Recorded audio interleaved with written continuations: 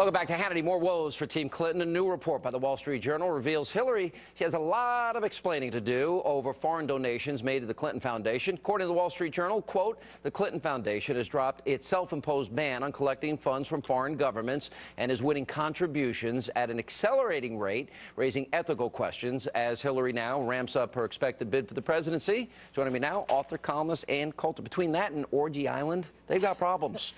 Ethical questions with the Clintons? Shocking. No, I think she'll have a lot of ethical questions. I mean, her main problem, it seems to me, besides the whole everything about the Clintons, is that she's not a very likable person. She was the odds-on favorite the last time, and whoops, the Democrats ran off with the new trophy wife, Barack Obama.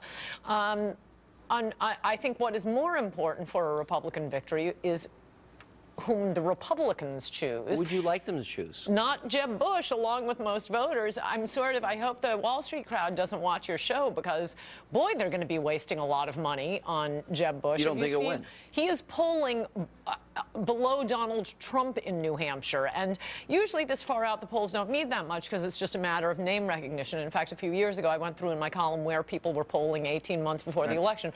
And it was all names that were never even in the top 10 because what was it? It was name recognition.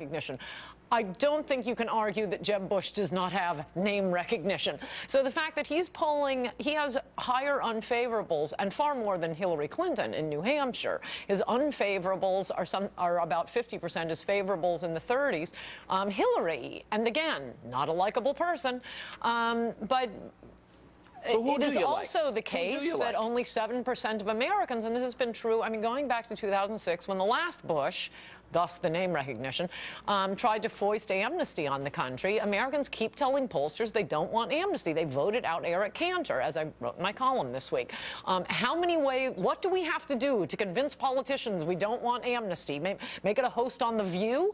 We can't get them to do what they said they were going to do. And as I said in my column, every one of these guys, including Mitch McConnell, and all the establishment Republicans, even Lamar Alexander, said, vote for us Republicans and we will block Obama's executive amnesty.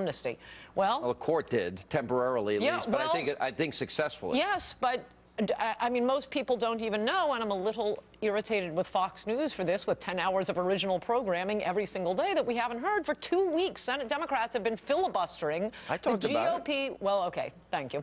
I think we can talk about it maybe just a tenth as much as ISIS, because if you want to cover Muslim atrocities, you could do that from 1632 until the end of time, 24 hours a day, 7 days a week. There are always going to be Muslim atrocities. Whenever the media starts obsessing with ISIS, I think you're hiding something. And you're hiding something on the Democrats who themselves, when they're running for office, say, oh, no, of course I don't support Obama's executive amnesty. Now they're down there filibustering it. Do Americans even know that? They did it 3 separate times. They're on vacation this week. They'll come back next week. Now, here's the question. Are they going to fund? And a lot of these you know, alleged Republican spokesmen or news analysts, I guess I'll say, oh, no, well, Republicans can't do anything. They can't do anything because it will shut down the government. It won't shut down the government. The government is fully funded. Agreed.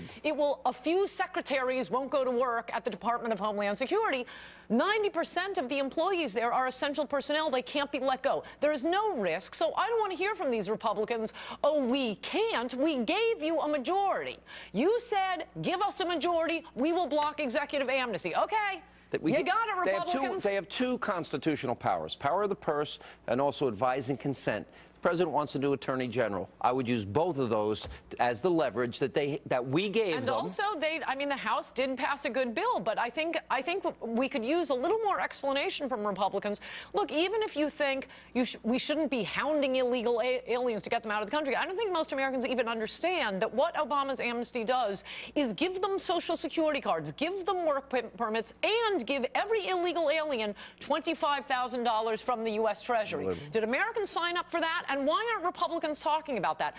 I mean, the media is in the tank for amnesty, true, but the media is in the tank for global warming. The media was in the tank for, you know, indicting the officer in Ferguson. The media is in the tank for that mattress girl up at Columbia. It doesn't work in any of those cases. Why? Because the public hates the media. So how about Republicans get on TV and attack the media and tell them what's really going on with this executive amnesty? That's why you're here. Thank you. You're welcome. Ann Coulter.